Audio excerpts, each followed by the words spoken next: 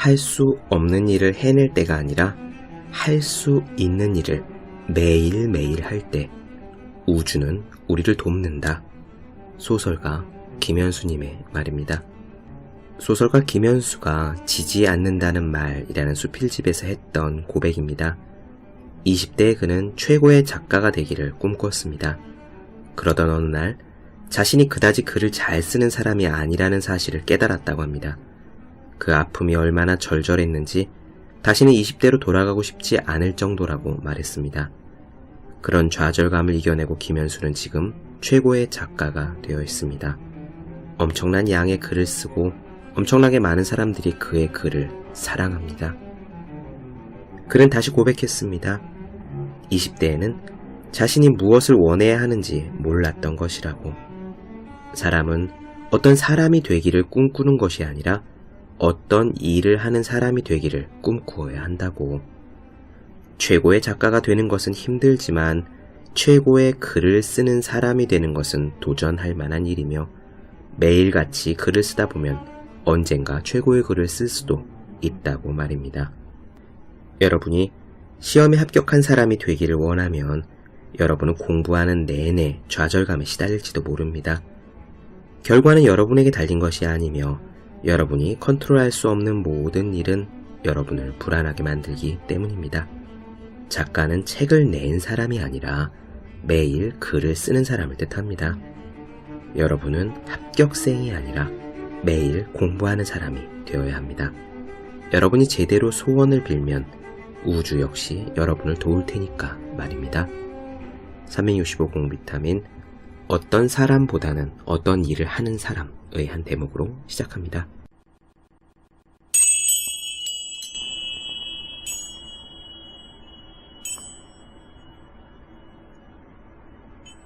네, 안녕하세요. 본격 공부자극 팟캐스트 서울대는 어떻게 공부하는가 한지우입니다. 저희는 지금 소설가 김현수님의 청춘의 문장들에 나오는 이야기들을 나눠드리고 있는데요. 오늘은 이 책에 나오는 글 중에서 여러분들에게 힘이 될 법한 글, 바로 그런 글을 나누어 드릴 차례입니다. 우리가 또 공부자극 팟캐스트니까요. 오늘 나누어 드릴 내용은 특히 공부에 대한 글, 그리고 우리가 어떤 꿈과 목표를 향해 열심히 노력하고 있는데 과연 그 목표에 내가 닿을 수 있을지 스스로에게 의심이 될 때 그런 걱정으로 가득할 우리 모두를 위해서 힘이 될 만한 그런 글입니다. 이 산문의 제목부터 의미심장해요. 진실로 너의 기백을 공부로서 구제한다면. 바로 시작하도록 하겠습니다.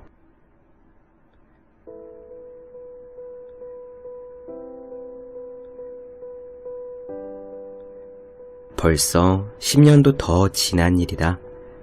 나는 휴학을 한 뒤 고향에 내려가 입대 날짜만 기다리고 있었다. 아침에 가게에 나가 한동안 앉아있으려니까 눈이 억수같이 쏟아지기 시작했다. 삽시간에 역전 광장 맞은편 집들이 하얀 빛으로 지워질 만큼 대단한 눈이었다.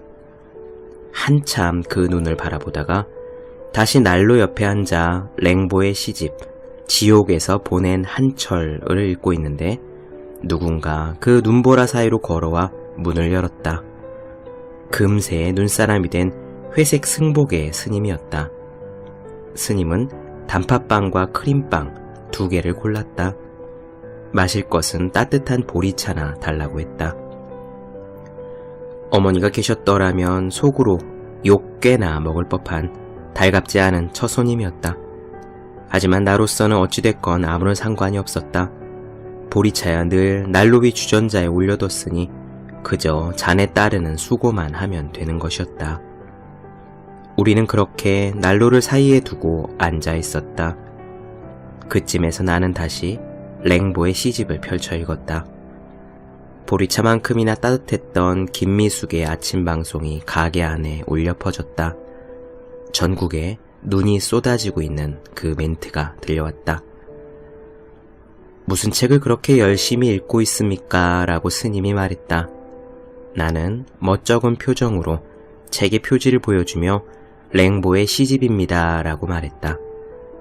잠시 입을 오물거리던 스님이 보리차를 한 잔 마시고 다시 말했다. 장차 시인이 될 생각인가요? 조만간 군인이 된다는 것은 확실했지만 장차 뭐가 될지는 나도 알 수 없었다. 하지만 그렇습니다 라고 나는 말했다. 사실 시인이 되고 싶었던 것이다. 스님은 다시 입을 오물거리며 손을 크림빵으로 뻗었다. 나는 다시 랭보의 시로 눈을 떨궜다. 그때였다. 10년 뒤에는 세상 모든 사람들이 아는 유명한 사람이 돼 있을 겁니다. 열심히 하십시오. 고개를 들어보니 표정 하나 변하지 않은 채 스님이 그런 예언을 서슴없이 들려주고 있었다. 내 가슴은 쿵쾅거렸다. 왜 그런 이야기가 많지 않은가? 길 가던 스님이 물 한 잔을 달라고 해서 바가지를 내밀었더니 이 집에서 큰 인물이 날 겁니다 운운하면서 휑하니 사라졌는데 알고 보니 왕이 태어났다는 이야기. 내가 왕까지는 미치지 못하더라도 시인 정도는 될 수 있는 모양이구나 그런 생각이 들었다. 하지만 나는 옛날 얘기를 고지곳대로 믿을 만큼 순진한 사람은 아니었다. 정말입니까? 나는 스님에게 한 번 더 되물었다. 정말이고 말고 라고 스님이 대답했다. 그 무엇이든 누구든 10년만 열심히 한다면 세상 모든 사람들이 알 만큼 유명한 사람이 될 수 있어요 라고 스님이 덧붙였다. 실망, 정말 대실망이었다. 나도 몰래 에이씨 하는 소리가 나왔다.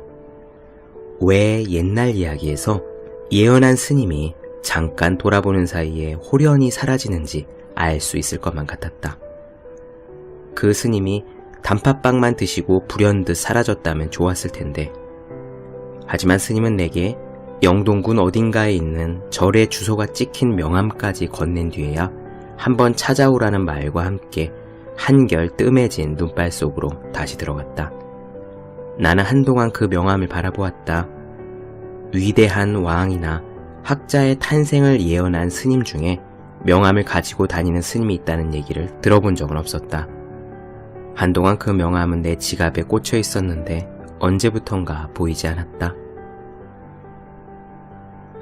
조선 정조시대 사람 중에 유성로란 사람이 있다.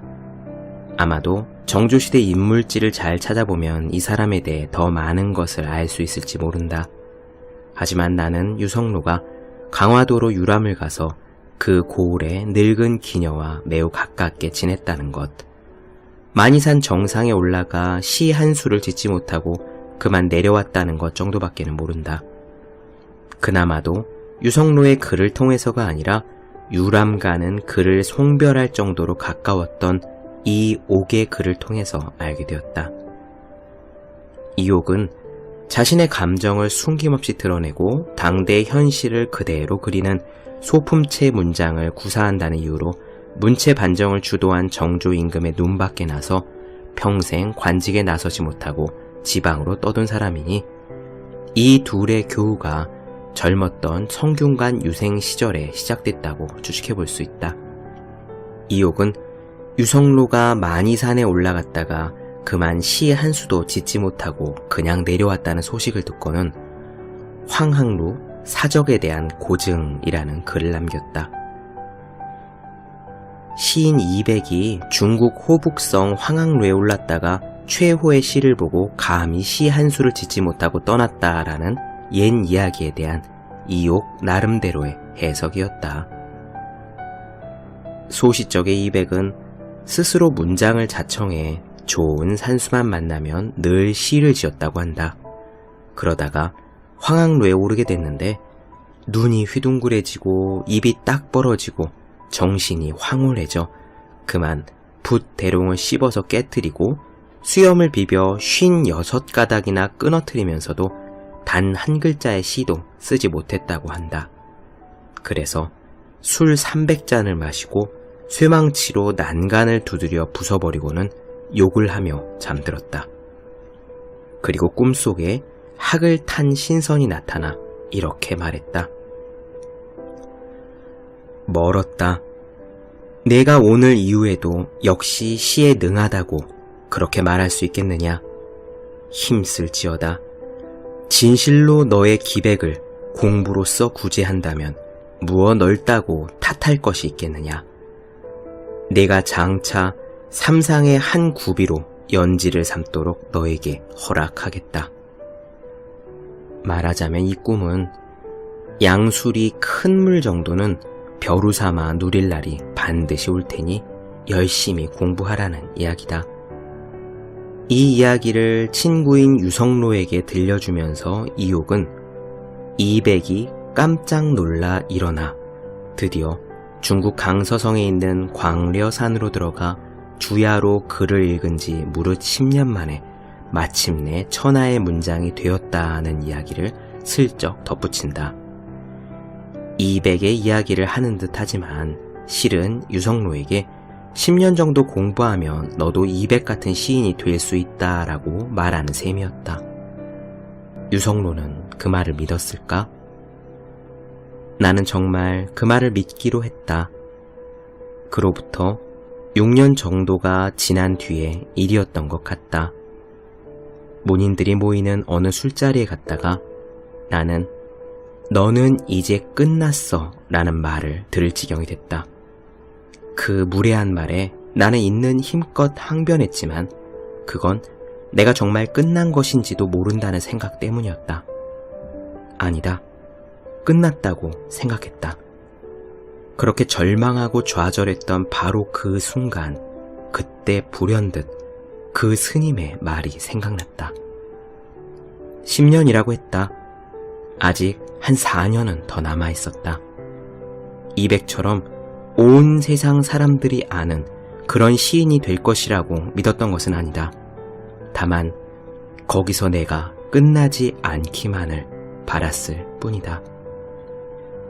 유람을 다니고 기녀와 어울릴 정도로 천성이 게을렀기에 그런 얘기를 들려준 것인지 유성로는 결국 이백 같은 훌륭한 시인은 되지 못했다. 그랬다면 우리가 유성로의 이름을 모를 리 없을 테니까. 하지만 이백이 못 되었더라도 아무런 상관이 없다고 생각한다. 10년 전에 그 스님은 농담을 하느라 내게 그런 얘기를 했던 것인지도 모른다. 그러나 가장 어려울 때 내게는 그 이야기가 있었다. 정말로 고마웠다. 어려워서 당장 그만두어야 했을 그 순간에 스님은 내게 4년을 더 준 셈이었다. 유성로에게도 그런 시절이 있었을 거라고 생각한다. 정조시대 사람 유성로에 대해 아는 바가 많지 않다. 하지만 그에게도 힘든 시절은 있었을 것이라는 걸 안다. 그리고 훗날 그에게 용기가 될 이야기를 전해준 사람이 있다는 것도 안다. 그게 얼마나 고마운 일인지는 겪어본 사람만이 알 것이다. 네, 어떻게 들으셨습니까? 우리에게는 힘이 되는 말 한마디가 절망 끝에 떨어진 우리 자신을 일으켜 세워주는 그런 커다란 손이 되곤 합니다. 저도 사실 그런 적이 있었어요. 고등학교 3학년 때 얘기입니다. 고3 때는 모의고사를 매달 봤거든요. 지금도 수능 모의고사를 그렇게 매달 보는지는 모르겠지만 아무튼 3월 말에 첫 모의고사를 보고 난 뒤의 일이에요. 2교시였던 수학, 그러니까 수리탐구 영역에서 제가 2개인가 틀렸었습니다. 사실 고등학교 1학년, 2학년 때 계속 수능 모의고사를 곧잘 보긴 했지만 제가 수학을 항상 만점 맞고 그 정도까지는 아니었거든요. 늘 2개에서 3개를 틀리고 그러다가 어쩌다가 컨디션 좋으면 다 맞기도 하고 그 정도 성적을 유지하고 있었는데 고3에 올라가서 3월달에 본 첫 모의고사 수학에서도 2개를 틀렸길래 저는 물론 안타깝기는 하지만 평소 나오는 성적 비슷하게 나왔다고 그렇게 받아들였습니다. 그런데요, 지금도 기억이 생생해요. 저는 2층에서 3층으로 계단을 올라가는 중이었고요. 조 앞에 반대편에서 제게 수학을 가르쳐 주시던 선생님께서 3층에서 4층으로 막 올라가시려던 순간이었습니다. 지나가면 선생님이 그렇게 물으셨어요. 이번에 모의고사 수학 어떻게 봤냐고요? 그래서 저는 2개 틀렸습니다 라고 말씀을 드렸죠. 그때 선생님이 위층 계단으로 느릿느릿 걸어 올라가시면서 아래쪽에 있는 저한테 이런 말씀을 하셨습니다. 문제를 가만히 잘 살펴보면 지금 나오는 모의고사 문제 중에서 네가 틀릴 만한 거는 없다. 딱 그 말씀만 남기시고 사무실용 슬리퍼를 터벅터벅 끌고 위층 계단으로 올라가시는데 사라져가는 선생님의 발목과 그 슬리퍼와 뒷모습, 그리고 문제를 잘 보기만 한다면 틀릴 만한 문제가 없다라고 말씀하시는 그 얘기가 너무나 강하게 다가와서요. 그 자리에서 제가 멈춰버렸었습니다. 그리고 그 다음부터 문제를 풀 때마다 왜 수학 문제 이렇게 쓱 문제를 읽어보면은 어떤 문제는 어떻게 풀어야 되는지 감이 오는 것도 있고 또 전혀 감이 잡히지 않는 것도 있잖아요. 선생님의 그 말씀을 들은 다음부터 문제를 풀다가 막히는 문제가 있으면 이거 어렵다, 내가 못 풀겠다 이렇게 생각할 것이 아니라 문제 안에 분명 힌트와 답이 있는데 내가 지금 찾아내지 못하고 있는 것 뿐이다 라는 생각을 가지고 아주 적극적으로 달려들었습니다. 그 후로 이어진 모의고사에서도 여전히 초벌로 한번 쭉 풀고 나면은 손을 대지 못한 문제가 대여섯 문제씩은 꼬박꼬박 나왔지만 예전 같았으면은 그렇게 길을 찾지 못한 문제들을 보면서 막 조마조마하고 손발이 차갑게 식고 시계 초침 소리가 째깍째깍 들려오고 그랬을 텐데요.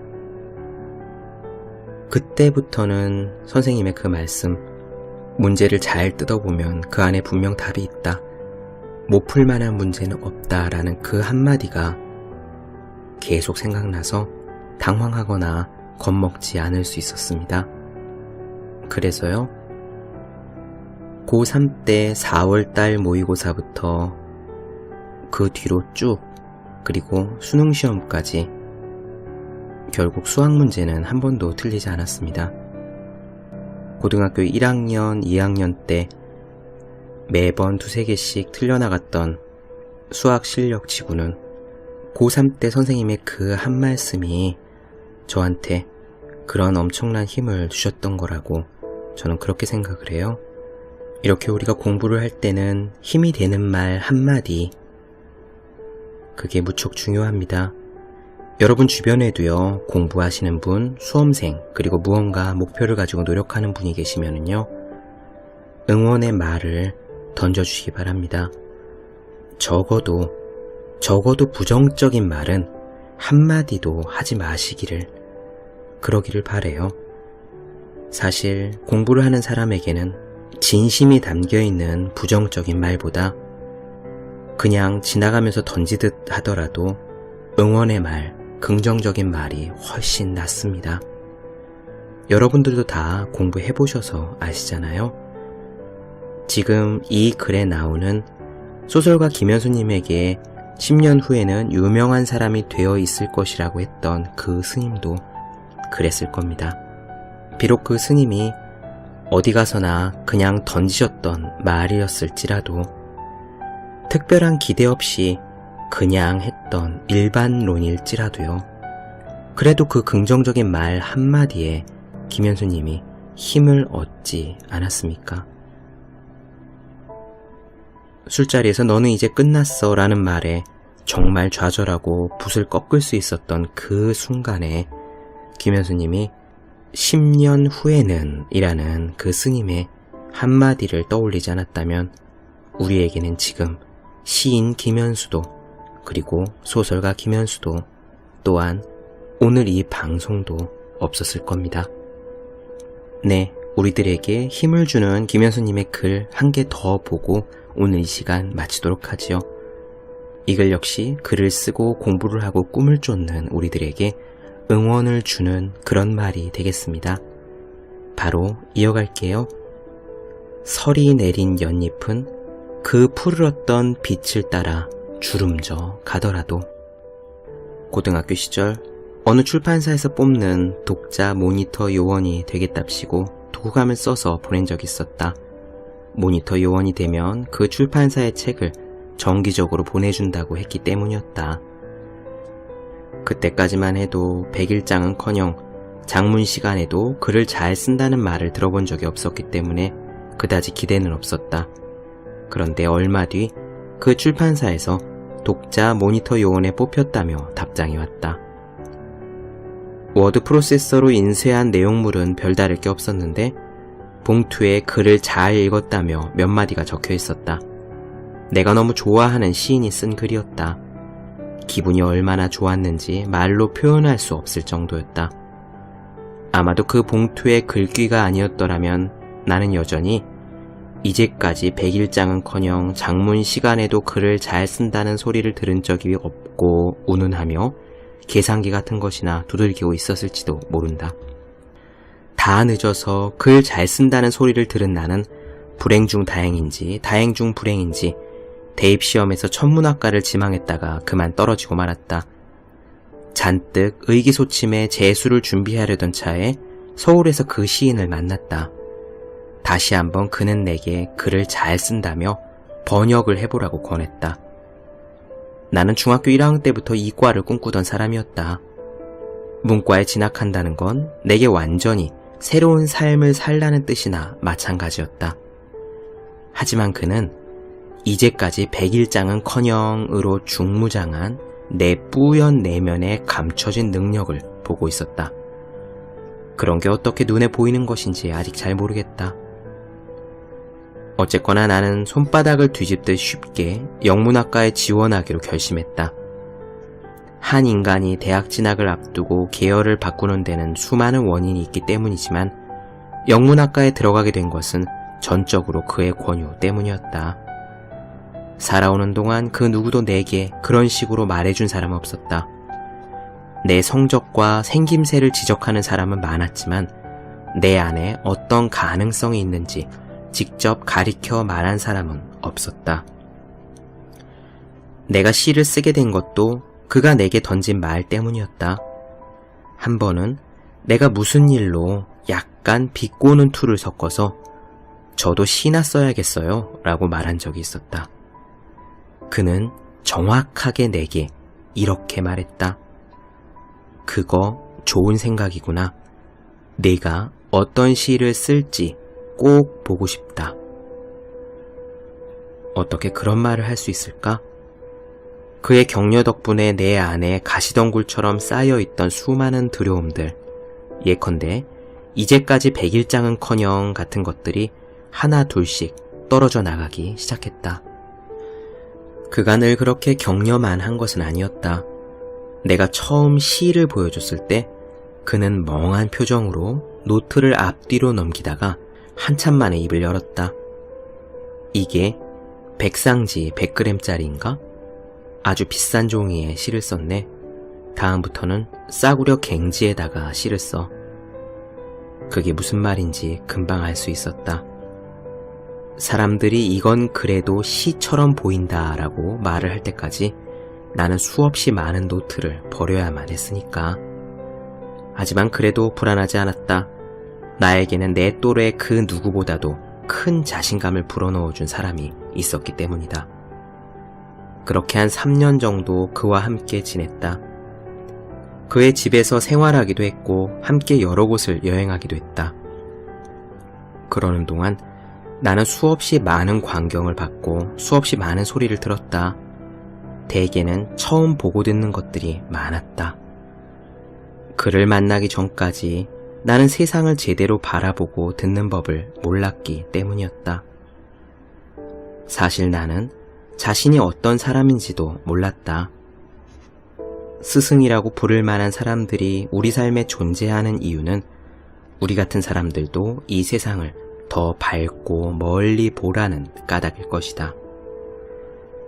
내가 아끼는 시집 중에 첫손으로 꼽는 책은 정조 때 사람들인 이덕무, 유득공, 박제가, 이서구 이 네 분이 합동으로 펴낸 사가 시선이다. 이 아름다운 시집에는 그들이 서로 어울려 지내면서 지은 시들이 많다. 유득공의 부용산 중에서 옛 샘각에 잠겨라는 것도 그런 시 중에 하나다. 이 시는 함께 모여서 귀해지거나 천해지거나 길이 서로 사귀자며 부지런히 함께 글을 배웠던 지난 10년 동안의 일을 회상하는 내용을 담았다. 시는 다음과 같은 구절로 끝난다. 주인이 집을 물가에 지은 뜻은 물고기도 나와서 검은고를 듣게 함이다. 쓸쓸한 물고기 같았던 내게도 검은고 소리가 들려온 것은 내 안에 있는 재능을 더 열심히 살려보라고 권유한 사람이 있었기 때문이다. 군대를 다녀온 뒤로는 그를 거의 만나지 못했지만 나는 시인으로 등단했고 번역서도 펴냈다. 불과 몇 년 전까지만 해도 나를 비롯해 주변의 모든 사람들이 상상조차 할 수 없는 일이었다. 나 같은 물고기에게도 검은고 소리를 들려주겠노라고 물가에 집을 짓는 사람이 있었으니까 그런 일이 일어난 셈이다. 살아오면서 나는 많은 것을 배웠다. 영어 가정법 문장을 어떻게 만드는지도 배웠고 3차 방정식을 그래프로 옮기는 법도 배웠다. 하지만 내가 배운 가장 소중한 것은 내가 어떤 사람일 수 있는지 알게 된 일이다. 내 안에는 많은 빛이 숨어 있다는 것. 어디까지나 지금의 나란 그 빛의 극히 일부만을 보여주고 있다는 것을 깨닫게 된 일이다. 유득공은 부용산 중에서 옛 샘각에 잠겨를 시작하면서 이렇게 노래했다. 직문 아래서 글 읽던 우리가 늙어가듯이 가을 들어 연잎도 한철이 지나는구나. 세월은 흐르고 흘러서 설이 내린 연잎은 그 푸르렀던 빛을 따라 주름져 갈 것이다. 연잎이 주름지고 또 시든다고 하더라도 한때 그 푸르렀던 말들이 잊혀지지는 않을 것이다. 내게도 그처럼 푸르렀던 말이 있었다. 예컨대 글을 잘 읽었다라든가 그거 좋은 생각이구나, 내가 어떤 시를 쓸지 꼭 보고 싶다 같은 말들. 바로 그런 말들이 있어 삶은 계속되는 것 같다.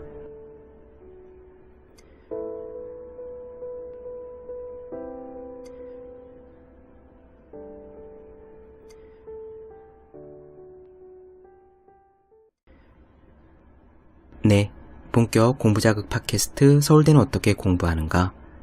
오늘은 김현수님의 청춘의 문장들 중에서 우리의 공부와 노력에 힘과 응원이 될 만한 글을 나눠드렸습니다. 더 많은 이야기가 궁금하신 분들, 질문사항이 있으신 분들은 제 네이버 블로그 허생의 즐거운 편지를 찾아주시면 되겠습니다. 그리고요, 매일매일 공부하시는 분들, 여러분 주변에 매일매일 공부하셔야 되는 그분들을 위해서 하루 한 페이지씩 읽고 공부할 의욕을 북돋는 책 365 공비타민을 선물해 주시면 좋을 것 같습니다. 오늘은 여기까지 할게요. 전 다음 시간에 뵙겠습니다. 여러분 모두 열심히 공부하십시오. 저도 열심히 하겠습니다.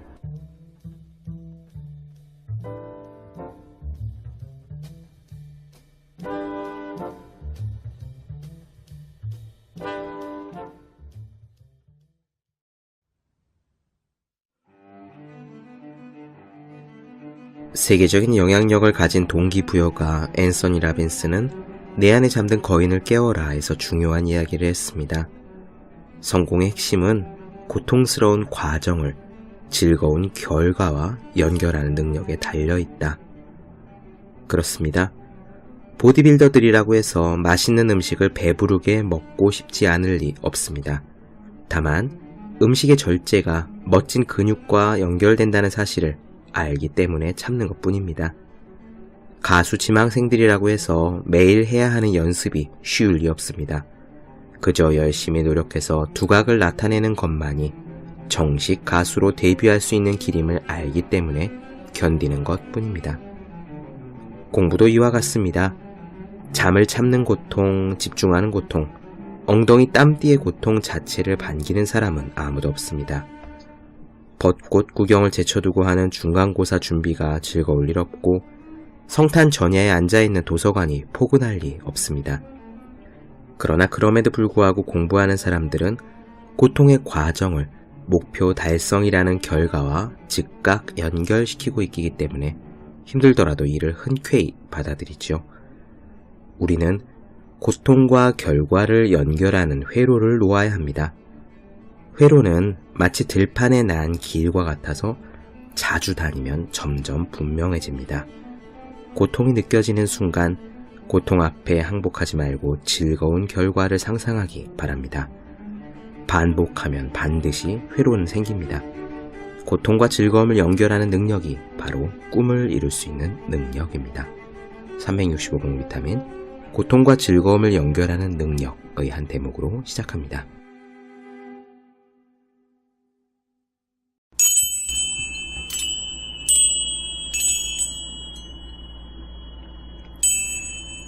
네, 안녕하세요. 본격 공부자극 팟캐스트 서울대는 어떻게 공부하는가 한지우입니다. 벌써 한 10년도 더 지난 일이네요. 제가 대학교 다닐 즈음에 그때 싸이월드가 굉장히 유행했습니다. 그 시대를 살아오신 분들은 당연히 다 아시겠죠? 지금 정말 많은 사람들이 페이스북이나 인스타그램을 하듯이, 그리고 트위터를 비롯한 SNS 계정을 하나쯤은 다들 가지고 계시듯, 그때는 싸이월드 미니 홈피를 하나씩 가지고 있는 것이 아주 보통의 일이었습니다.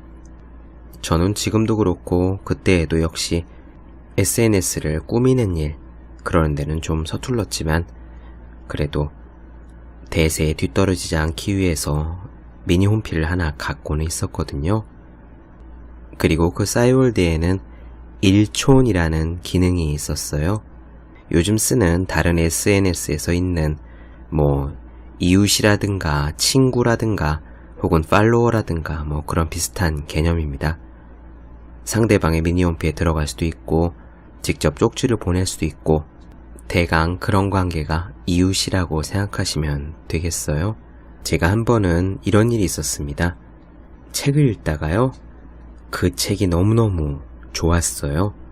그래서 싸이월드 미니홈피에 들어가서 제 모든 이웃에게, 그러니까 그때는 단체 쪽지 같은 거를 날릴 수 있는 기능이 있었던 걸로 그렇게 기억하는데, 제가 제 모든 이웃들에게 단체 쪽지를 보냈습니다. 내가 책을 한 권 읽었는데 너무너무 좋다. 이 책에서 어떻게 살아야 할지 대단한 힌트를 얻은 것 같다. 여러분들도 한 번쯤 꼭 찾아보기를 간곡히 바란다 라고 썼습니다. 그때 많은 답쪽지들이 날아왔어요. 그런 식의 열정적인 추천은 처음 받아보았다. 책 추천 고맙다. 그런 식의 답장이었는데, 사실 저도 누구에게 아주 강도 높게 책을 추천하고 그런 적이 그때까지는 한 번도 없었으니까요. 그것이 저의 첫 번째 책 추천이었던 걸로 기억합니다. 한 10년 전쯤 일이에요. 바로 그 책이 유명한 심리학자 칙센트 미하이가 쓴 몰입의 즐거움이라는 얇은 회색 책입니다. 저는 그때 도서관에서 이 몰입의 즐거움이라는 작은 책을 읽고요, 얼마나 기뻤던지, 어떻게 살아야 내가 행복한 삶을 살 수 있겠구나, 그리고 어떻게 살아야 내가 의미 있는 삶을 살 수 있겠구나, 그리고 어떻게 살아야 다른 사람과 나 자신을 비교하는 삶에서 벗어나서 나에게 정말 중요한 것이 무엇인지 그것들을 꽉 잡고 살아갈 수 있겠구나 하는 해답을 얻었습니다. 그런 책이었기에 제가 너무너무 기뻐서 단체 쪽지를 보내기도 했던 거죠. 오늘부터 여러분들께 나누어 드릴 책은요, 바로 이 책입니다. 미하이, 칙센트 미하이가 지은 몰입의 즐거움이란 책인데, 제가 여기 있는 내용들을 상세하게 많이 설명해서 나누어 드릴 생각이지만, 관심 있으신 분들은 도서관 혹은 서점에서 꼭 구해서 읽어보시기를 예나 지금이나 똑같이 강력히 추천드릴 수 있습니다. 우선요, 칙센트 미하이라는 어려운 이름을 가진 이 학자 소개를 잠깐 할게요. 이분은 시카고 대학의 심리학과 교수님인데 아주 세계적인 석학입니다. 긍정 심리학계를 이끄시는 분이고요. 이분이 학술적으로 이름을 붙인 개념이 하나 있습니다. 그게 바로 플로우라는 말이고요. 우리말로는 보통 몰입이라고 번역합니다. 칙센트 미하이는 원래 플로우라는 책을 먼저 썼어요. 꽤 두꺼운 책입니다. 한 500-600페이지 되려나요? 그 책도 제가 집에 있는데, 그 플로우란 책을 내놓고 나서 거기에 있는 내용 중에서 보다 일반인들이 두루 읽을 법한 내용을 따로 추려서 얇게 써낸 것이 바로 몰입의 즐거움, 영어 원제로는 Finding Flow입니다. 몰입의 즐거움 책도 좋지만 보다 두꺼운 Flow라는 책도 좋거든요. 만약 관심 있으신 분들은 이 몰입의 즐거움 얇은 책을 먼저 읽어보신 후에 더 상세한 내용을 알기 위해 두꺼운 책 Flow를 찾아보시는 것도 좋을 것 같아요. 이 몰입의 즐거움이라는 책 안에는 여러 가지 삶에 대한 힌트들이 들어있습니다. 제가 여기서 얻은 선물들은요, 대강 이런 거예요. 몰입이란 것이 무엇인지, 그리고 몰입의 구조는 어떻게 되는지, 몰입에 빠지기 위해서는 우리가 어떻게 해야 되는지 같은 것을 얻을 수 있었고요. 그리고 그 밖에 몇 가지 흥미로운, 우리가 평상시에 가진 편견이라고 할